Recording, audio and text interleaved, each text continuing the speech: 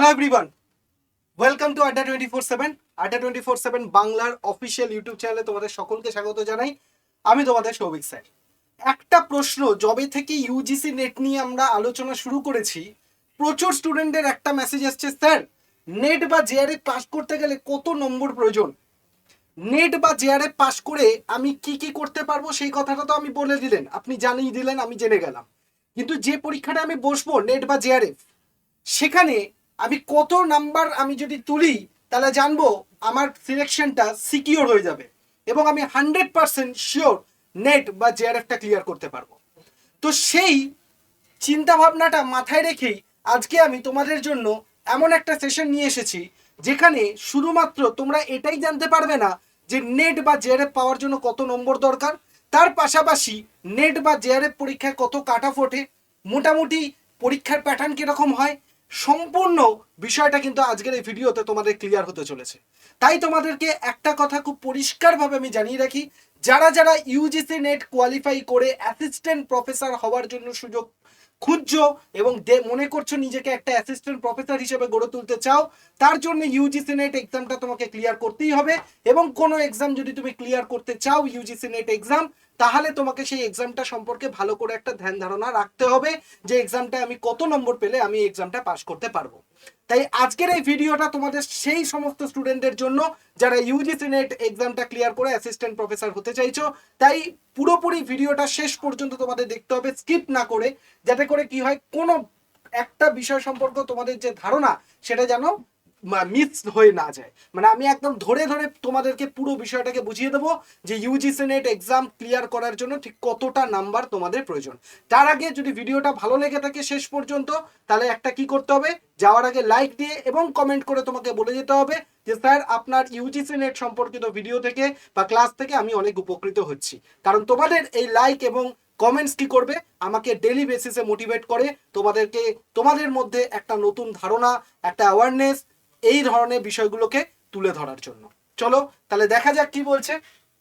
প্রথম আমরা দেখে নেব যে ইউজিসি নেট পরীক্ষায় যে মার্কস ডিস্ট্রিবিউশনটা থাকে সেটা কিরকম থাকে, পরীক্ষার প্যাটার্নটা কিরকম, পরীক্ষা কতক্ষণ ধরে হয়, এই ধারণাগুলো আগে আমাদেরকে পরিষ্কারভাবে ক্লিয়ার করে নেওয়া দরকার। যেমন ধরো টোটাল ইউজিসি নেটে আমাদের পেপার কতগুলো থাকে, টোটাল পেপার থাকে পেপার 1 প্লাস পেপার 2, মানে দুটো পেপার এখানে থাকে। তোমাদেরকে বলে রাখি ইউজিসি নেট পরীক্ষায় কিন্তু দুটো পেপার তোমাদের থাকবে, একটা পেপার 1 আর একটা হচ্ছে পেপার 2। পেপার 1 মানে কি স্যার? পেপার 1 মানে হচ্ছে কমন একটা পেপার, যে পেপারটা তোমার সব পরীক্ষাতে বা সব সাবজেক্টের ক্ষেত্রে তোমার কাজে লাগবে।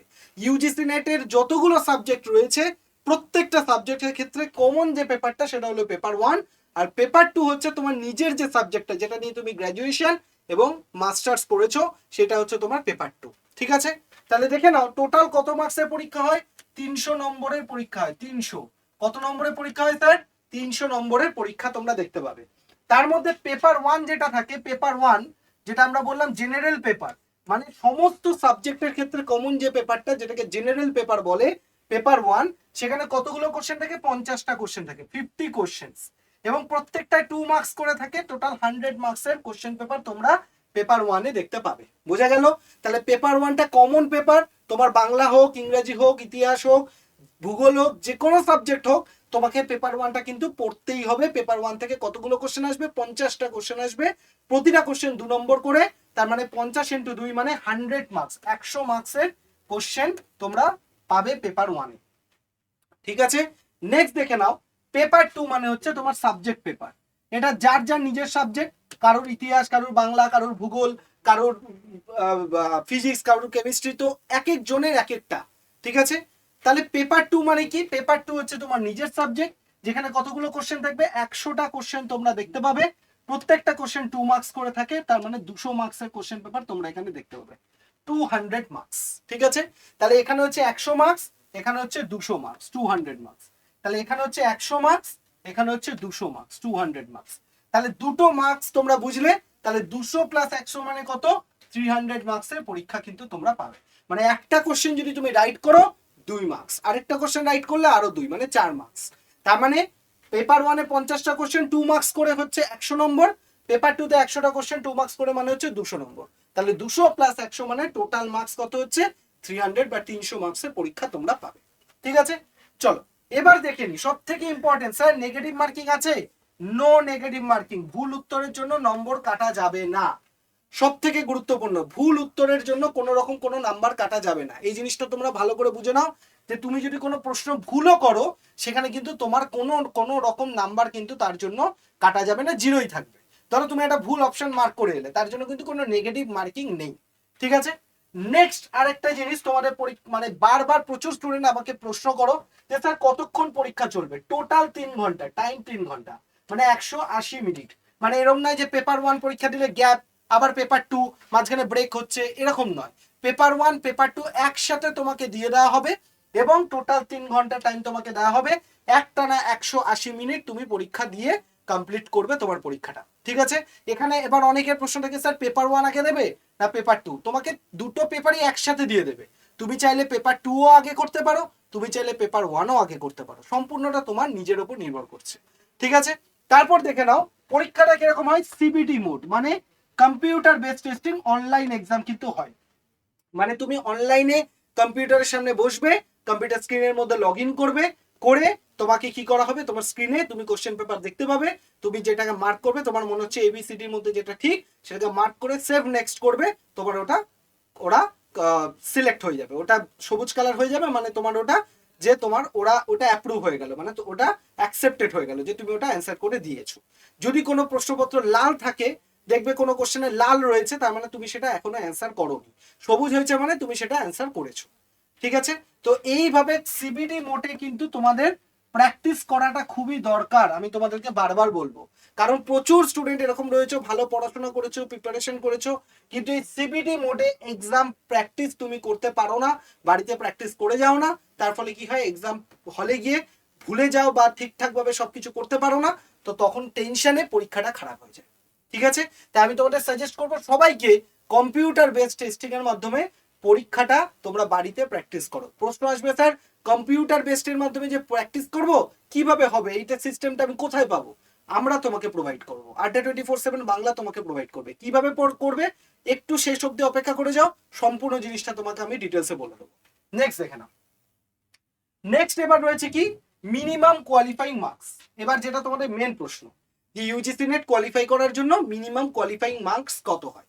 ঠিক আছে, দেখে নাও, যদি তুমি জেনারেল ক্যাটাগরি থেকে বিলং করো, কোনো রিজার্ভেশন যদি তোমার না থাকে, টোটাল অ্যাগ্রিগেট 40% মার্কস। ঠিক আছে, দুই পেপার মিলিয়ে 40% নম্বর তোমার থাকতে হবে। কত? 40% মার্কস মানে 120 মার্কস, 120 মার্কস।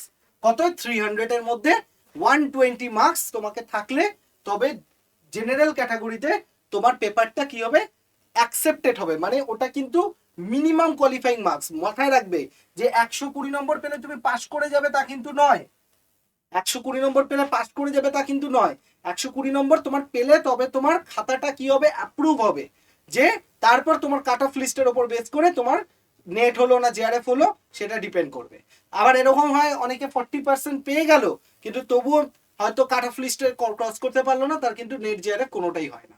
ঠিক আছে, এবার যদি তুমি SC ST OBC EWS PWD ক্যাটাগরিতে থাকো, তাহলে 35 মার্কস মানে মিনিমাম 35% নম্বর তোমাকে পেতে হবে, মানে 300টার মধ্যে 105 নম্বর তোমাকে পেতে হবে।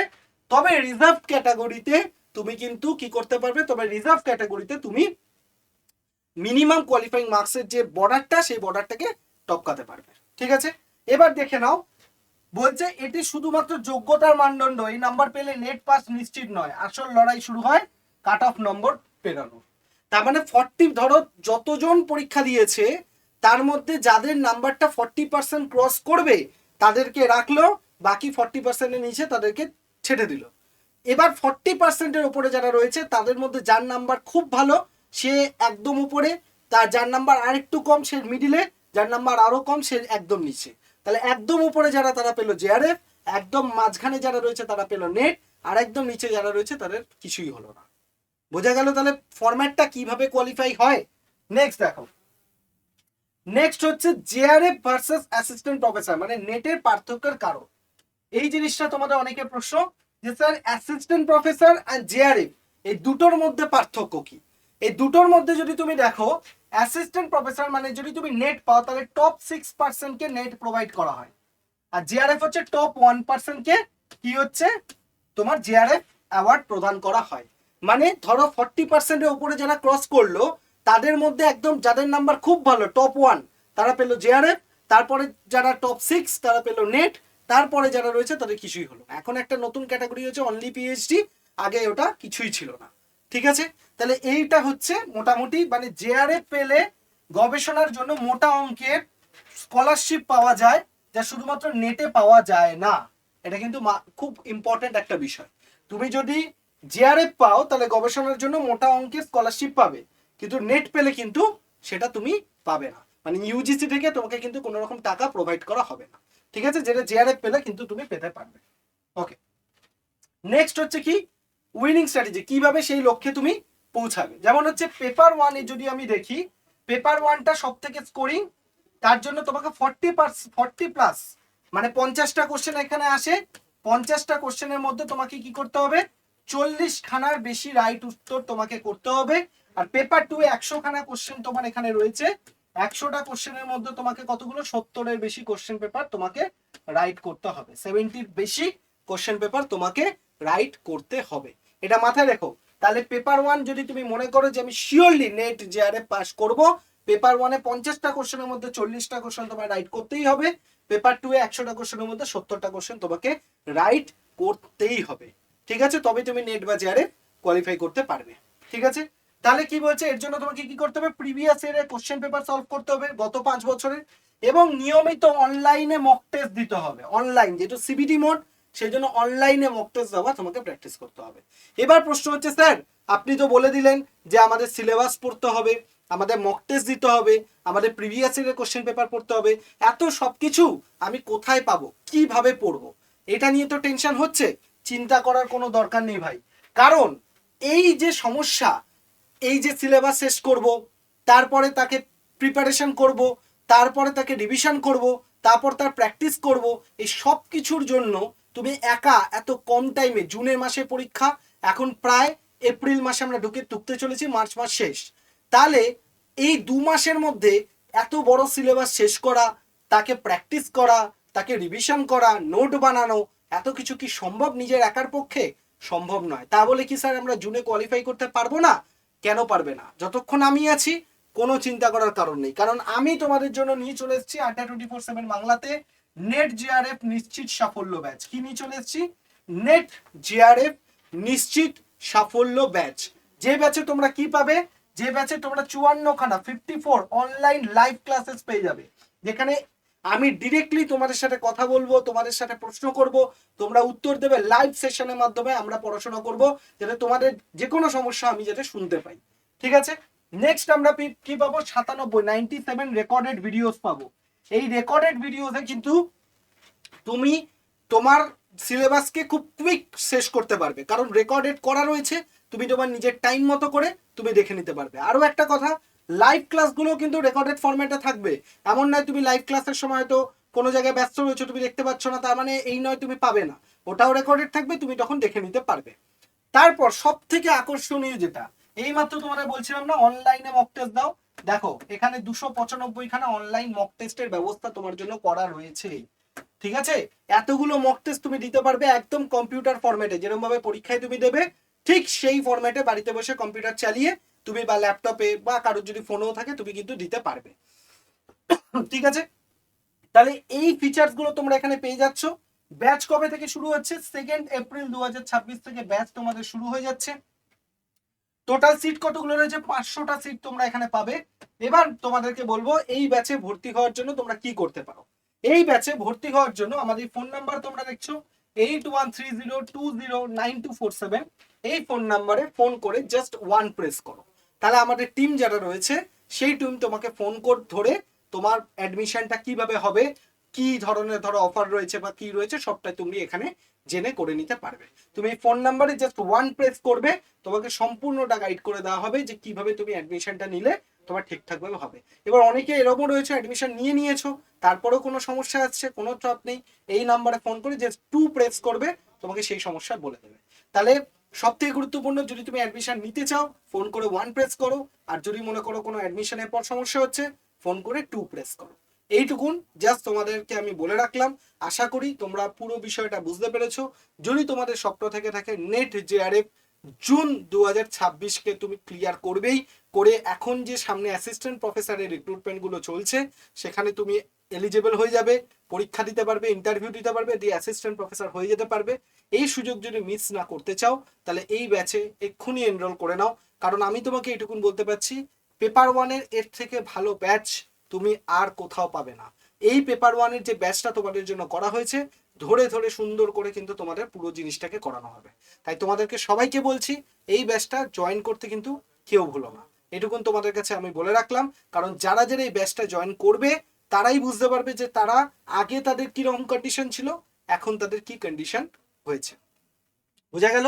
তাহলে ভিডিওটা যদি ভালো লাগে তাহলে অবশ্যই ভিডিওটাকে শেয়ার করতে ভুলো না তোমার সেই সব বন্ধুদের সাথে যারা বারবার ইউজিসি নেট পরীক্ষা দিচ্ছে, ক্লিয়ার করছে না, বা আবার এরকমও অনেক স্টুডেন্ট রয়েছে যারা ইউজিসি নেট এক্সাম সবে দিতে আসছে, শুরু করবে, পুরো বিষয়টা ক্লিয়ার নয়, তাকেও তুমি ভিডিওটা পাঠিয়ে দিতে পারো। আর তুমি যদি ভিডিওটা ভালো লেগে থাকে, যদি ভিডিও থেকে কিছু শিখে থাকো, অবশ্যই একটা লাইক করে দিও এবং কমেন্ট সেকশনে কমেন্ট করে জানিও ভিডিওটা তোমার কেমন লাগলো। চলো দেখা হচ্ছে নেক্সট কোনো ভিডিওতে বা ক্লাসে। সবাই ভালো থাকো, সুস্থ থাকো এবং পড়াশোনা করতে থাকো। চলো ভাই, টাটা।